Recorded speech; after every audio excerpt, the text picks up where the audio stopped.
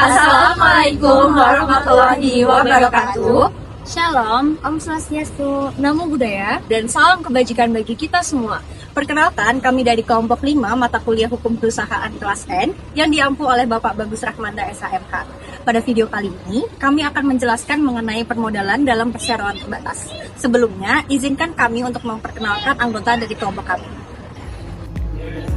Halo, perkenalkan nama saya Marsha Magdalena dan Felicia Gians dengan NIM 11000123120120. Halo, perkenalkan nama saya China Najwa Aziza dengan NIM 11000123120 Halo, kenalkan saya Zara Turdana dengan NIM 1100123140760. Halo, perkenalkan saya Putu Davina Diana Data dengan NIM 1100123140718. Halo, perkenalkan aku Josephine Fani Ardiza dengan NIM 1100012313038. Berikut adalah PowerPoint yang sudah kami buat. Berikut adalah anggota kelompok kami. Untuk daftar isinya sendiri, yang pertama adalah modal PT, yang kedua tata cara pendirian PT, yang ketiga anggaran dasar PT dan peran notaris dalam pendirian PT, dan yang terakhir adalah saham dalam PT. Baik, sebelum kita membahas lebih lanjut mengenai permodalan PT, alangkah baiknya kita mengerti pengertian dari modal PT terlebih dahulu. Secara umum, modal diartikan sebagai uang yang digunakan untuk memulai usaha atau memulai berdagang.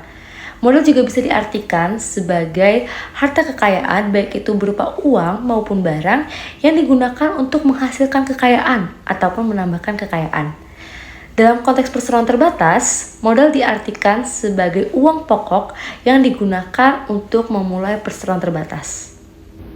Selanjutnya, berdasarkan Undang-Undang Nomor 40 Tahun 2007 tentang perseroan terbatas, terdapat 3 jenis modal dalam perseroan terbatas.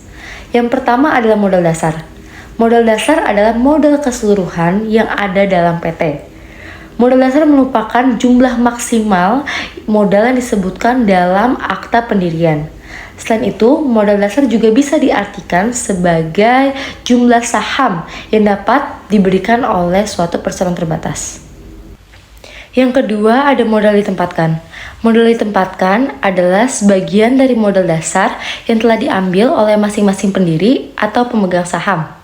Sederhananya, modal ditempatkan adalah sejumlah saham yang dimiliki oleh masing-masing pendiri atau pemegang saham. Dan yang terakhir ada modal di-store. Modal di-store adalah modal yang dimasukkan oleh para pemegang saham sebagai pembayaran atau pelunasan atas sejumlah saham yang telah mereka ambil dan dimiliki. Baik, selanjutnya mengenai tata cara pendirian PT di Indonesia. Tata cara yang pertama adalah pengajuan nama PT. Nama PT diajukan oleh notaris melalui Sistem Administrasi Badan Hukum atau SABH Kemenkumham. Lalu, nama harus unik dan diawali dengan frasa perseroan terbatas atau dapat disingkat dengan PT. Dan melampirkan dokumen seperti KTP pendiri, surat kuasa jika diwakilkan, dan data pendiri lainnya. Lalu, yang kedua adalah menentukan pendiri dan data perusahaan. Dengan minimal 2 pendiri, bisa WNI, Badan Hukum Indonesia, atau asing sesuai dengan ketentuan dalam undang-undang.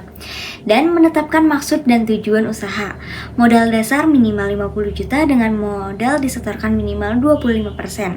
Serta memiliki struktur pengurus dengan minimal 1 direktur dan 1 komisaris.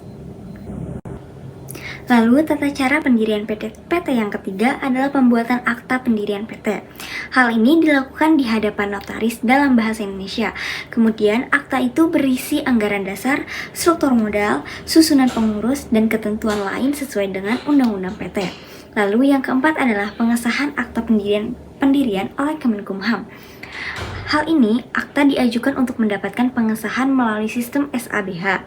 Kemudian, notaris dapat mendaftarkan profil PT ke Direktorat Jenderal Administrasi Hukum Umum atau AHU untuk memudahkan pencarian data perusahaan di situs AHU. Kemudian setelah disahkan, diterbitkan surat keputusan Menteri Hukum dan HAM yang menyatakan PT resmi berdiri. Kemudian yang kelima, mendapatkan NPWP dan NIB.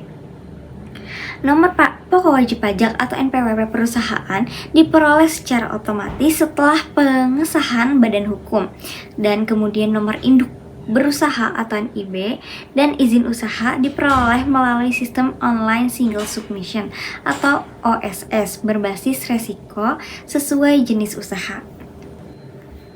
Dan yang keenam, pengumuman pendirian PT di Berita Negara.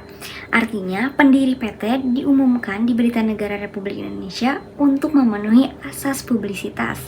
Lalu yang ketujuh dan yang terakhir adalah mengatur administrasi perusahaan. Pendiri harus menyusun anggaran dasar dan anggaran rumah tangga atau ADART perusahaan, serta menetapkan struktur kepengurusan yang terdiri dari direksi dan dewan komisaris, sesuai peraturan yang berlaku.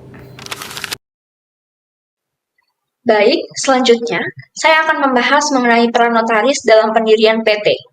Jika menilik dari UU Nomor 40 Tahun 2007 tentang perseroan terbatas, notaris disebut sebagai pihak berwenang yang wajib dilibatkan dalam setiap proses pendirian PT di Indonesia, mulai dari penyusunan akta pendirian, pemeriksaan dokumen, pengajuan pengesahan ke Kemenkumham, hingga penyusunan anggaran dasar dan perubahan struktur perusahaan. Peran notaris diperlukan untuk memastikan bahwa setiap pendirian PT dapat berjalan sesuai hukum.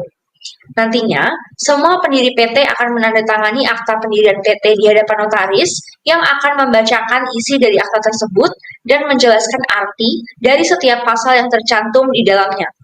Pada saat proses penandatanganan akta pendirian PT, notaris juga akan meminta beberapa dokumen pernyataan seperti penggunaan nama PT, alamat lengkap PT, jumlah modal yang disetor, dan beberapa dokumen lainnya. Nantinya, notaris juga akan mencantumkan poin-poin anggaran dasar dalam akta pendirian PT yang akan ia buat, seperti 1. Nama dan tempat kedudukan PT, 2. Maksud dan tujuan serta kegiatan usaha PT, 3. Jangka waktu berdirinya PT, 4. Besarnya jumlah modal dasar, modal ditempatkan dan modal disetor, 5. Nilai nominal saham beserta klasifikasi saham, 6. Nama jabatan dan jumlah anggota direksi dan dewan komisaris, 7. Penetapan dan tata cara penyelenggaraan RUPS, 8. Pengangkatan direksi dan komisaris, dan yang terakhir adalah penggunaan laba dan pembagian dividen. Baik, selanjutnya saya akan menjelaskan mengenai saham. Saham adalah bukti penyertaan modal atau kepemilikan investor pada suatu perusahaan. Dengan memiliki saham, maka investor memiliki hak atas pendapatan perusahaan, aset perusahaan, dan bahkan memiliki suara dalam RUPS atau rapat umum pemegang saham. Tentu saja, seberapa besar persentase saham yang dimiliki akan menentukan seberapa besar hak yang dimiliki. Selanjutnya, kita akan membahas mengenai klasifikasi saham dalam PT. Saham dalam PT dibagi menjadi 3, yaitu yang pertama saham biasa, yang kedua saham preferen, dan yang ketiga adalah saham selain saham biasa. Yang pertama, kita akan membahas mengenai saham biasa terlebih dahulu. Saham biasa adalah saham yang mempunyai hak suara untuk mengambil keputusan dalam RUPS mengenai segala hal yang berkaitan dengan pengurusan perseroan, mempunyai hak untuk menerima dividen yang dibagikan, dan menerima sisa kekayaan hasil likuidasi.